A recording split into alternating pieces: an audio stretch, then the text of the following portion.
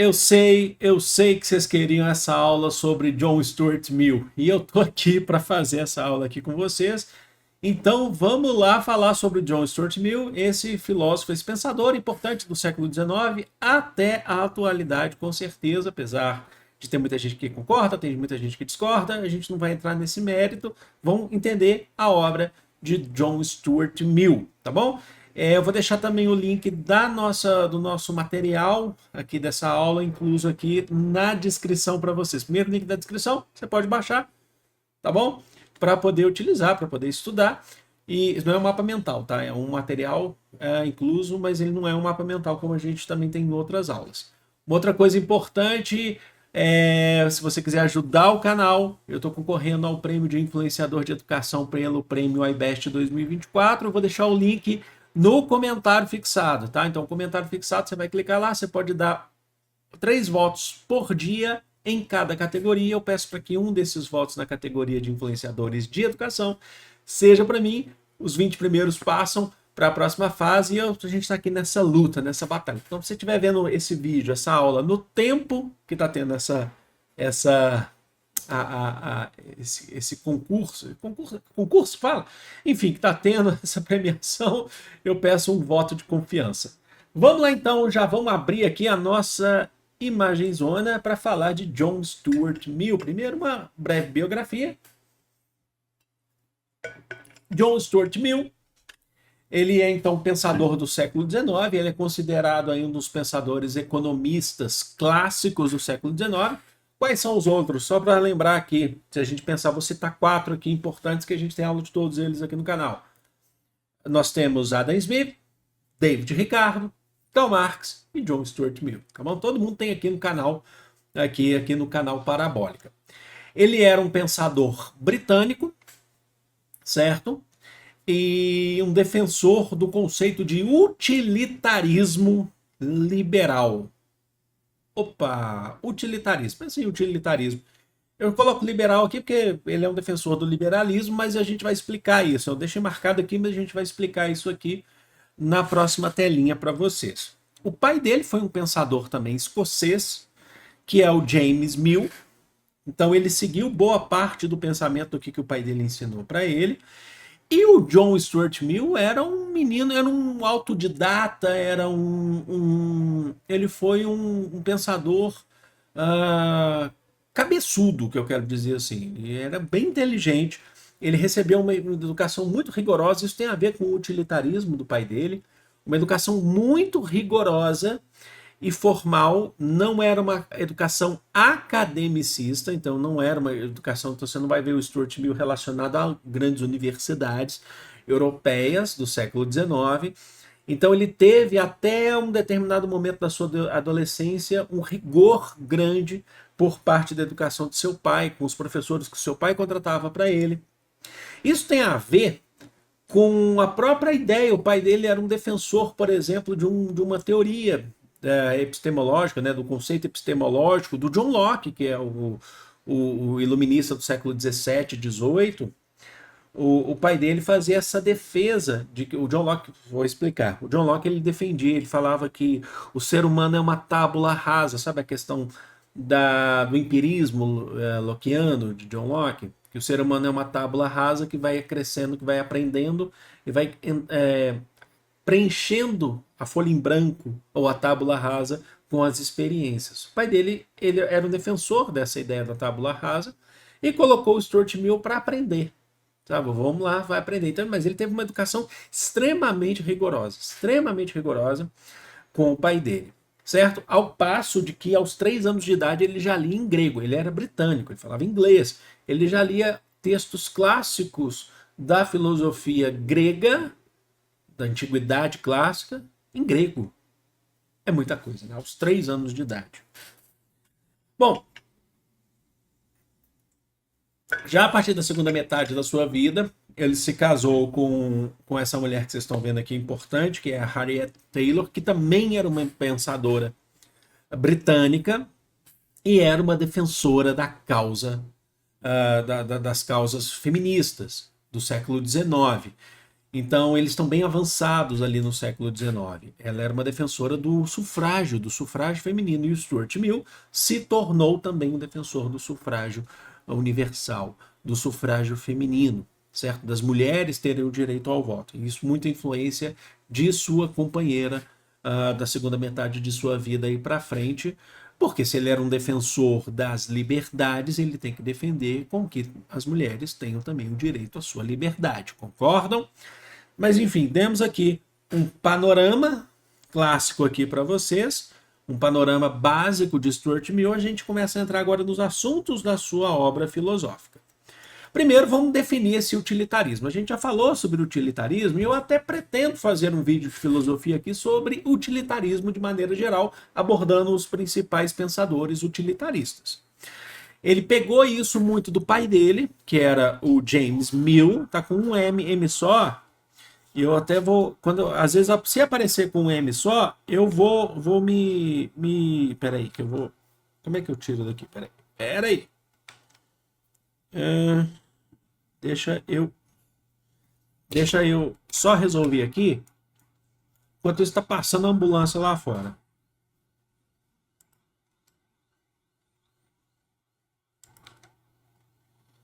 Vamos lá, gente.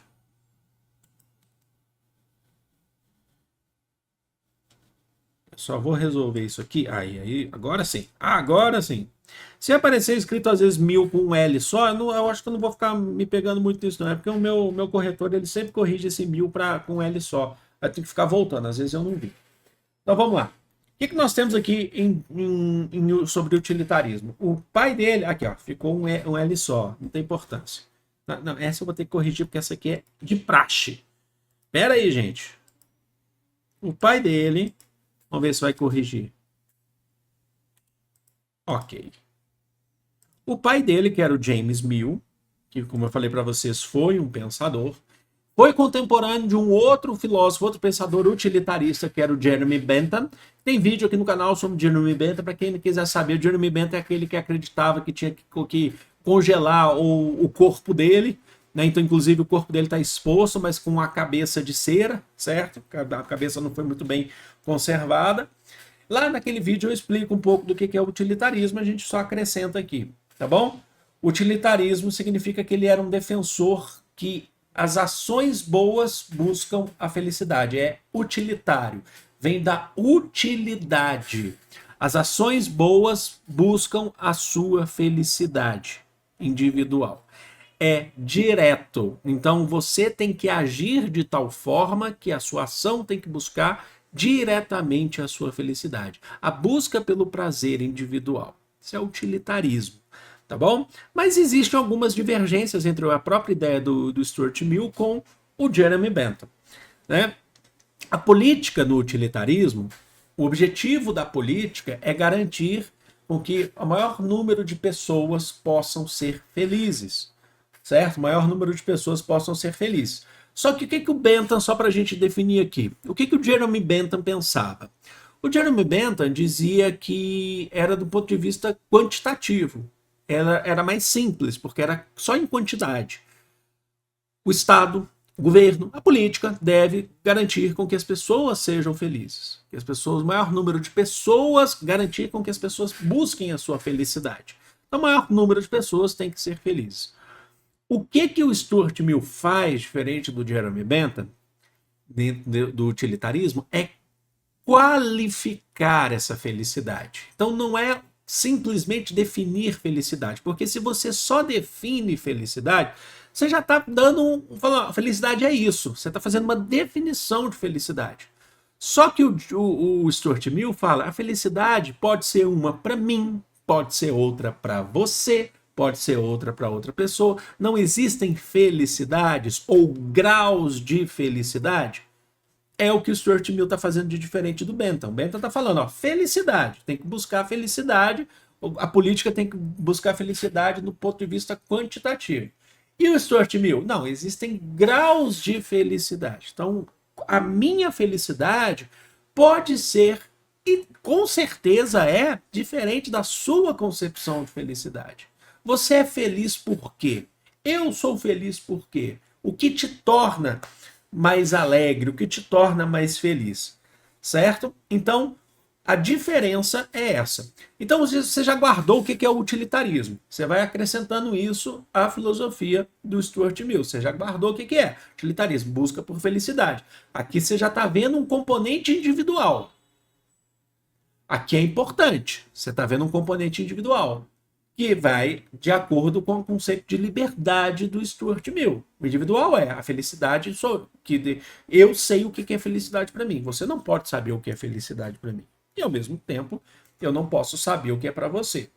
E aí a gente chega no tópico do liberdade e individualismo. Tá lá para vocês na tela. Ele acreditava que todo ser humano, ele acreditava que todo ser humano deve acreditar e defender. Eu sei que ficou meio redundante aqui, mas redundante não, mas todo ser humano deve acreditar e defender suas próprias ideias por direito. E ninguém pode nos impedir que o faça. Então, todo ser humano tem o direito e deve defender as suas ideias. É o princípio da liberdade. Você tem o direito. É o conceito de liberdade de expressão muito defendido pelo Stuart Mill. Certo? Então, você tem o direito de defender, de acreditar no que você quiser. É a sua liberdade. Ninguém deve te impedir. A sociedade não deve te impedir. Uma outra pessoa não deve te impedir de acreditar no que você quer. O Estado não deve te impedir de acreditar no que você quer. Esse é um dos pontos do porquê o Stuart Mill é tão elogiado e defendido pelos liberais. É tão elogiado e defendido pelos libertários. Porém, a gente vai entrar aqui, ó. Vamos lá. Primeiro, vamos falar um pouquinho aqui. Por que ele defende essa liberdade de expressão? Ele acredita que essa liberdade de expressão engrandece as nossas vidas. Essa liberdade, esse direito de pensar diferente, faz com que a gente continue sempre aprendendo. Certo? Então, ó, a gente pode estar certo de tudo. Tá? Ele argumenta, a gente pode nem sempre estar certo de tudo. Então, por a gente nem sempre estar certo de tudo, você precisa ouvir o outro. Porque ouvir o outro é importante. Mas eu tenho certeza que eu estou certo sobre tal fato. Mesmo assim, deixa o outro falar. Porque ouvindo o que o outro fala, você pode encontrar na sua própria defesa alguns pontos que você não tinha reconhecido antes. Então, é importante que eu fale, é importante que você fale, é importante que outros falem, e a gente precisa permitir isso. Porque quando a gente tem essa liberdade de expressão, nós evitamos o autoritarismo. A liberdade de expressão evita normas abusivas, evita questões dogmáticas, evita os dogmas. O que é um dogma? Um dogma tem a ver com a moral dogmática. Uma moral que se impõe sobre os outros e fala isso que é certo. O Stuart Mill fala, não. Eu devo ter falado de Jenny Bennett daqui a pouco, agora há pouco, porque às vezes eu fico com nomes na cabeça. O Stuart Mill fala, não.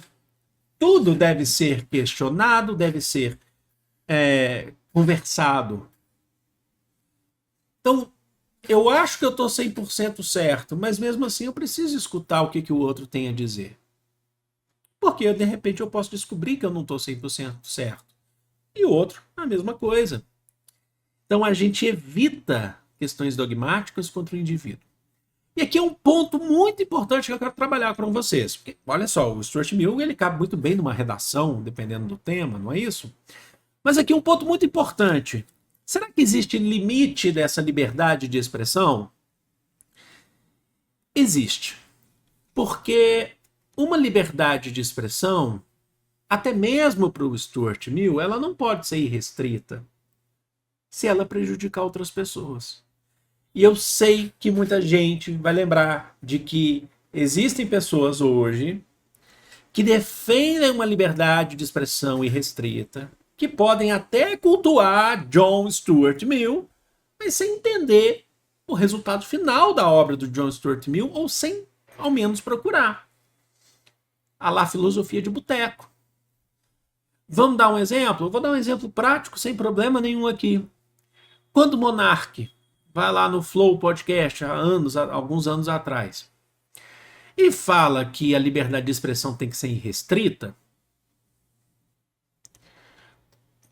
ao passo de confundir uma liberdade de expressão com um tipo de discurso de ódio, não é a defesa que o Stuart Mill faz. Naquela ocasião, vamos lá, vamos dar um exemplo, ele defendeu que deveria ser direito defender um partido nazista no Brasil, porque é só uma opinião. Se você jogasse e falasse isso para o Stuart Mill não viveu o nazismo, tá? Então ele não sabia o que se tratava, mas suponhamos que o Stuart Mill estivesse hoje aqui vivo na sua defesa. O Stuart Mill vai pirar no que o Monark falou, vai concordar. Não vai concordar. E eu explico por que o Stuart Mill não iria concordar com o Monark. Porque existe um limite para essa liberdade de expressão, e esse limite chega no discurso do ódio. Na verdade, o Stuart Mill dizia do princípio do dano. Qual que é o princípio do dano? Qualquer ação que você busque, qualquer liberdade de expressão, ação individual, ele era um defensor da liberdade individual, ele era um defensor do liberalismo. Mas qualquer ação que você busque, que prejudique outras pessoas, aí já não é a sua liberdade de expressão. Ora, vamos colocar no exemplo da defesa do Monark de que devia ser direito ter um partido nazista. Assim como essa mesma defesa diria que seria direito existirem racistas ou homofóbicos.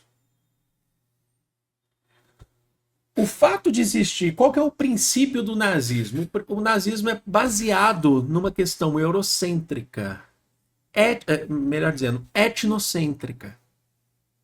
De que existem, ou eugenista, de que existem pessoas que são superiores a outras. E essas outras ou devem ser escravizadas eternamente, as consideradas inferiores, ou e depois exterminadas. A partir desse momento, essa não é uma defesa que busca só uma felicidade individual. Essa defesa já está buscando a morte do outro. A mesma coisa você vai pensar no racismo. O racismo é direito aonde? Porque o princípio do racismo é de que existem pessoas que são inferiores e de que existem pessoas que não deveriam existir. E a propagação dessas ideias, elas já não são mais liberdade de expressão. Elas são propagação do ódio. E isso, o discurso fere. O discurso mata. Porque pessoas começam a propagar esse mesmo discurso e começam a acontecer mortes. Quantas pessoas, quantos gays são mortos nas ruas? Porque pessoas aderiram discursos assim. Quantas pessoas pretas são mortas? Porque existe um discurso base por trás disso tudo, de superioridade e inferioridade.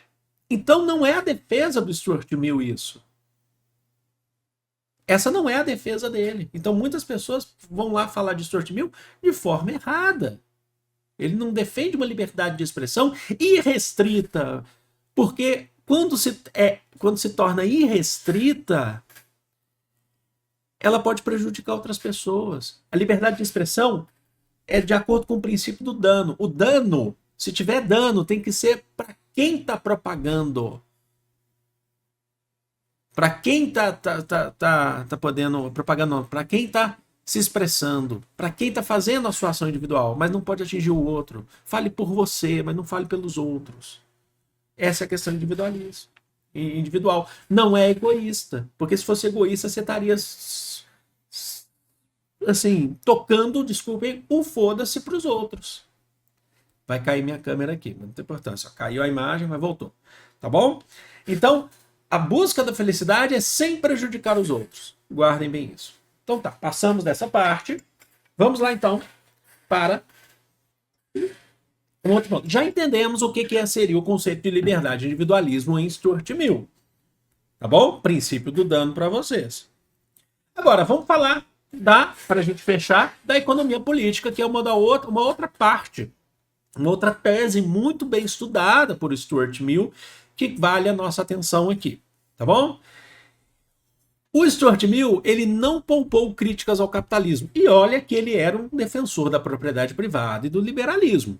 Mas ele não poupou críticas ao capitalismo. Olha só. Diferente de John Locke, que defendia os direitos inalienáveis. Vocês lembram quais eram os direitos do John Locke? Lá atrás. John Locke não era contemporâneo do Stuart Mill, não. John Locke está no século XVII, Stuart Mill está no século XIX. O John Locke defendia o liberdade de expressão, direito de ir e vir, direito à vida, direito à propriedade. Certo? E o Estado deveria garantir esses direitos das pessoas. Só que o que tem no John Locke que é uma baita de uma rachadura, uma baita de uma brecha para fazer crítica ao John Locke, é que o John Locke dizia que isso era de acordo com uma meritocracia.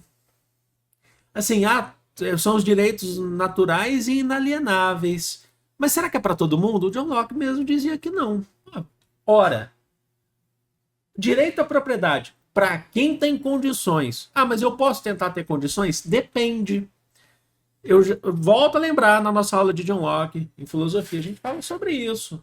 Você tem que perguntar se esse direito, em muitos casos, na verdade, em todos esses casos, é para quem? Faça sempre essa pergunta na filosofia, na história, na sociologia. Você está falando em direito, mas esse direito é para quem? No caso do John Locke, esse direito à liberdade, direitos inalienáveis, é para os seus pares, para uma burguesia. Mas por quê? Porque o John Locke era acionista da African Royal Company. O que é isso, professor? Era uma das empresas que fazia a logística do tráfico de pessoas escravizadas da África para a América. O John Locke dizia sobre liberdade, mas defendia escolas do ponto de vista puritano. E defendia que crianças deveriam trabalhar nessas escolas, crianças que não tinham condições de trabalhar, de famílias que não tinham condições de pagar estudos de suas crianças, deveriam colocar suas crianças trabalhando nessas escolas em troca de uma educação puritana. Então essa liberdade ou esse direito é para quem? É isso que você tem que se perguntar. Em qualquer filósofo, em qualquer pensador, em qualquer momento histórico. Pesquise, pergunte, questione. Compreenderam? Mas espera aí. Então qual que é o ponto de divergência entre o Stuart Mill e esse pensamento do John Locke? Ele é liberal, ele defendia a liberdade de expressão, defendia, a gente falou que tem um limitezinho. Limitezinho não, um limite fundamental. Ele defendia a propriedade privada? Defendia. Mas o Stuart Mill defendia que essa vida boa não era apenas aqueles indivíduos, como John Locke lá defendia, que eram alguns poucos, os burgueses. O Stuart Mill falava, essa vida boa tem que ser tanto para proprietários quanto para trabalhadores. Quer dizer então que ele era socialista? Não. Ele estava mais próximo e ele tinha uma influência do que a gente vai chamar, tem vídeo aqui no canal também, sobre os socialistas utópicos. Tá? Quem são socialistas utópicos? Eram aqueles que falavam assim, precisa dar direito aos trabalhadores, mas não rompiam com o patronato. Não rompiam com a propriedade privada. Eles vieram antes de Marx, tá? O Marx e o Engels vão criticar. Ele falou assim, eles não dão um caráter revolucionário. O Marx e o Engels vão vir com outro socialismo, chamado de socialismo científico. Tá? Fala assim, é preciso partir da questão material para a luta de classes.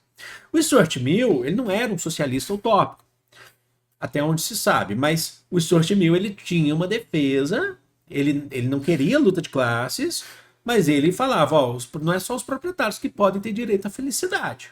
A questão é que o próprio Marx e o Engels vão criticar o Stuart Mill pelo conceito. Mas é uma aula de Stuart Mill, tá? Apesar da gente citar outros filósofos, outros pensadores, porque isso ajuda a gente a entender, ajuda a gente a aprender. O Stuart Mill defendia que a organização do capitalismo era racional. Significa que não era um negócio irracional, natural, e é assim, então tem quem manda, tem quem te obedece, é natural e você tem que aceitar isso. Não, não é isso, tá? Ele falava que a natureza, as riquezas da Terra, isso era um fator aleatório, a Terra tem isso. Só que a distribuição dessa riqueza, aí era um fator da sociedade. É a sociedade organizada, é o capitalismo racional, mas que ele vai fazer críticas, que vai definir essa distribuição. Quem vai ter mais, quem vai ter menos, quem vai ser proprietário, quem não vai ser. Ele não defende aqui, ele não está fazendo uma defesa, como seria o John Locke, do fator da natureza, do fator de herança, isso que eu estou querendo dizer.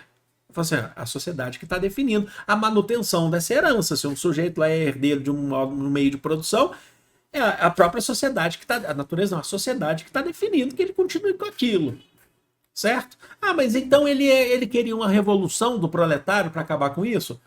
Também não. Também não. Tá? Não, não é esse o ponto. Onde que ele vai querer chegar? Ele vai chegar em um processo que a gente vai chamar de estado estacionário. O que significa isso? Acho que é bem didático para a gente entender o próprio nome. É um estado onde estaciona a economia capitalista. Porque, segundo o Stuart Mill, a riqueza que existe no mundo, ela é limitada. Uma hora essa riqueza vai acabar. Com o limite dessa riqueza, a própria produção também cessa. Segundo o Stuart Mill, o limite dessa riqueza e da produção termina primeiro nos países desenvolvidos, porque eles estão à frente. Eles estão lá na frente da produção. Certo? E aí, os países que não são desenvolvidos, a gente ainda não tem o nome subdesenvolvido, essas coisas não, mas os países que ainda não são desenvolvidos, eles vão continuar a riqueza. O Stuart Mill era britânico e criticava o imperialismo britânico em suas colônias do século XIX. Ele fala, tem que deixar eles, lembra da questão individual? Do liberalismo? Tem que deixar eles crescerem, tem que deixar eles explorarem a própria riqueza. Deixa eles explorando a própria riqueza. Lá uma hora também vai esgotar. Qual que é a ideia do Stuart Mill? Ele não vê esse estado estacionário com pessimismo. Vai acabar a riqueza e a gente está ferrado. Não é isso. Ele fala que primeiro vai chegar nos países desenvolvidos, vai chegar no estado estacionário, depois os países que não são desenvolvidos. Tá? Ele fala, vai produzindo. Enquanto isso, está rolando desigualdade. Está rolando desigualdade.